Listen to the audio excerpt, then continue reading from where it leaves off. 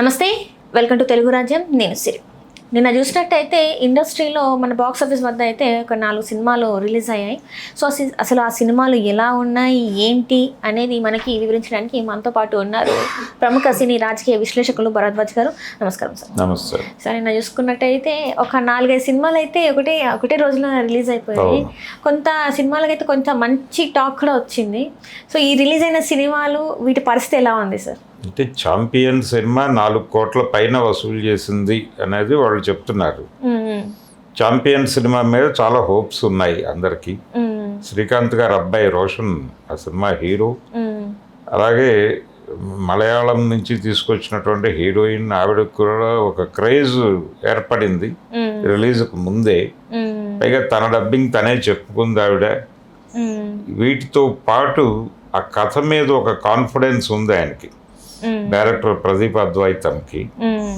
యాక్చువల్గా ఆయన దాన్ని 2 సినిమాలుగా చేయాలనుకుని ఒక సినిమాగా మార్చాను అని చెప్పుకున్నాడు ఇంతకుముందు ఒక ఇంటర్వ్యూలో.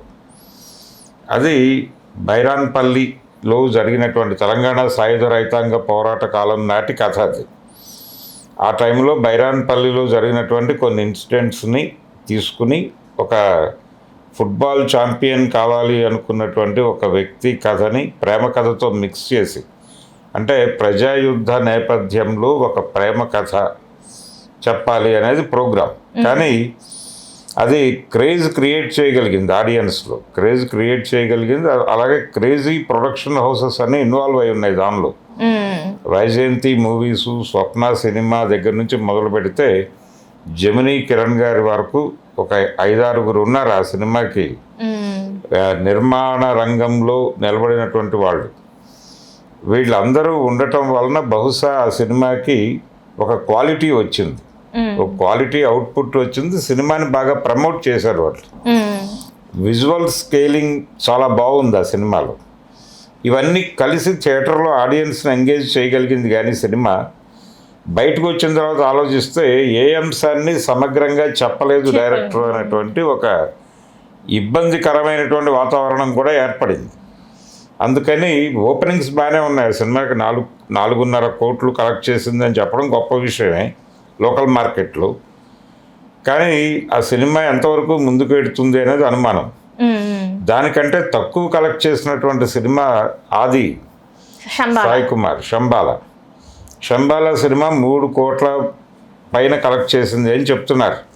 3-3.5 మధ్య ఉంది అది. అయితే ఈ 3.5 కోట్లే కలెక్ట్ చేసినప్పటికీ ఆ సినిమా మీద ఒక పాజిటివ్ వైబ్రేషన్ ఉంది.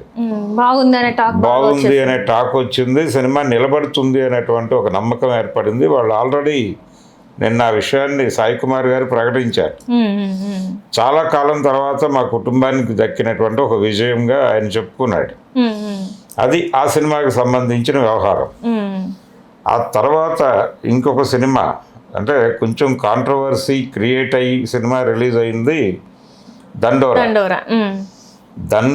సినిమాకి సంబంధించి వాళ్ళైతే ఎంత కలెక్ట్ అయింది అనేది బయటకు ప్రొజెక్ట్ చేయలేదు. కానీ ఓవరాల్గా సినిమా బాగానే ఉంది అనేది అభిప్రాయం. నేను చూశాను ఆ సినిమాగా బాగానే తీశారు డైరెక్టర్ గారు మురళి. ఆయన కొంత డెడికేటెడ్గా పనిచేశాడు సినిమాకి. ఒక చిన్న ఇబ్బంది తప్ప, అంటే కథలో ఇప్పటి వరకు మనం కుల వివక్ష మీద వచ్చినటువంటి సినిమాలన్నీ కూడా కింది కులాలు కోణంలో నుంచి చూపించారు. విక్టిమ్ వైపు నుంచి కూడా కథని నడుపుతూనే అవతల వాళ్ళు కూడా మనుషులే కాబట్టి వాళ్ళల్లో దీనికి కలిగేటువంటి స్పందనలను రికార్డ్ చేయాలి అని అనుకుని మొదలుపెట్టాడు ఆ సినిమా. ఆ స్పందనలను రికార్డ్ చేయాలి అనుకుని క్రియేట్ చేసిన క్యారెక్టరే శివాజీ గారు పోషించిన శివాజీ క్యారెక్టర్. ఆ సినిమాలో ఆయన క్యారెక్టర్ పేరు కూడా శివాజీని. సో ఆ క్యారెక్టరు, అలాగే బిందు మాధవి గారి క్యారెక్టరు, నందు క్యారెక్టరు, అలాగే నవదీప్ క్యారెక్టర్, ఇవన్నీ కూడా సినిమాలో చాలా అద్భుతంగా వర్కౌట్ అయినాయి. ఒక కొత్త ఫీల్ క్రియేట్ అయినాయి. నవదీప్ చాలా అద్భుతంగా చేశాడు. తనలో ఇంత నటన ఉందనే విషయం ఇప్పటిదాకా ప్రపంచానికి తెలియదు. ఇంత ఆర్గానిక్గా నటిస్తాడు. చాలా న్యాచురల్గా వెళ్ళింది సినిమాలో. ప్రతి క్యారెక్టర్ని చాలా న్యాచురల్గా నడిపాడు. ఏది సినిమాటిక్గా ఉండదు. రెండోది రూరల్ ఏరియాలో తీసిన సినిమా ఇది, రా ఫోక్ ఎలిమెంట్తో ఉంది ఇది. అందుకని కొత్తగా అనిపించింది సినిమా. శివాజీ చాలా బాగా యాక్ట్ చేశాడు. ఆయన వివాదం ఉంది, ఆయన ఇబ్బందికరంగా మాట్లాడాడు, ఇప్పటికే అదే స్టాండ్తో ఉన్నాడు. ఆ గొడవ ఉన్నప్పటికీ నటుడిగా తను సక్సెస్ అయ్యాడు ఈ సినిమాలో. దండోరాలో నటుడిగా తను, నందు వీళ్ళందరూ బాగా పెర్ఫామ్ చేశారు. అలా ఒక పాజిటివ్ ఇది నెమ్మదిగా మొదలవుతోంది ఆ సినిమాకి. సో అది కూడా కొంత బిగ్ నెంబర్ క్రియేట్ చేయొచ్చు అనేది ఒక హోప్ ఉంది. నిన్న రిలీజ్ అయిన సినిమాలు అన్నీ కూడా కొత్త విషయాలు ప్రపంచానికి చెప్పాలి అనే అభిప్రాయంతో వచ్చిన సినిమాలే, ఈషాతో సహా. అది హారర్ జానర్లో వచ్చిన సినిమా. అది కూడా ఇంకా వసూళ్ళు పూర్తిగా వాళ్ళు బయట పెట్టలేదు డే 1 దీనికి సంబంధించి. అయినప్పటికీ అది కూడా నెమ్మదిగా పికప్ అవుతోంది, రైజ్ అవుతోంది. ఇప్పుడు సింగిల్ స్క్రీన్స్ కూడా 2 షోస్ ఒక సినిమా, 2 షోస్ ఒక సినిమా వేస్తున్నారు. అలా అకామిడేట్ చేస్తున్నారు సినిమాలను, షోస్ వైజ్గా అకామిడేట్ చేస్తున్నారు, స్క్రీన్ కాదు ఇప్పుడు. ఒకప్పుడు థియేటర్ ఉండేది, తర్వాత స్క్రీన్గా మారింది, ఇప్పుడు షోగా మారింది. ఈ కండిషన్లో ఈ 4 సినిమాలని అకామిడేట్ చేస్తూ ముందుకెళ్తున్నారు. ఇప్పటి వరకు దురంధర్ కూడా స్ట్రాంగ్గానే నడుస్తోంది.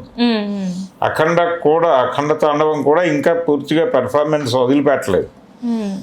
కొంత రెవెన్యూ కలెక్ట్ చేస్తున్నటువంటి పరిస్థితి ఉంది ఆ సినిమాకి. అలా ఈ సినిమాలు కూడా అకామిడేట్ అయ్యాయి. నిజానికి ఇవన్నీ ఇప్పుడే రావటం, ఒక్కసారి 4 సినిమాలు రావటం వెనకాల 5వ తారీఖు అఖండ తాండవం మిస్ అవటం అనేది ఇప్పటికీ నడుస్తోంది. ఈ బంచ్తో అది సెటిల్ అయిపోతే నెక్స్ట్ ఇక్కడ నుంచి ప్రాపర్ ప్లానింగ్తోనే సినిమాలు వస్తాయి. కానీ రిలీజ్ అయిన సినిమాలన్నీ కొత్త అనుభూతి కలిగించే ప్రయత్నం చేయటం అనేది ఒక విశేషం. తెలుగు సినిమా పరిశ్రమకి ఏదో మంచి రోజులు వస్తున్నాయనేటువంటి ఒక ఇండికేషన్ దొరికింది. అలా ఒక పాజిటివ్గానే నడిచింది ఈ వారం సినిమా పరిశ్రమకు సంబంధించి. Thank you so much sir. Thank you అండి. హలో, తెలుగు రాజ్యం ఛానల్ చూస్తున్నారా? సామాజిక, రాజకీయ, జీవన చిత్రణే తెలుగు రాజ్యం. అతిశయోక్తులు, అసత్యాలు ఉండవు. రాజకీయ కోణం కాదు, ప్రజా కోణమే కొలబద్ద. తెలుగు రాజ్యం వీక్షణ మీ ఉత్తమ అభిరుచికి నిదర్శనం.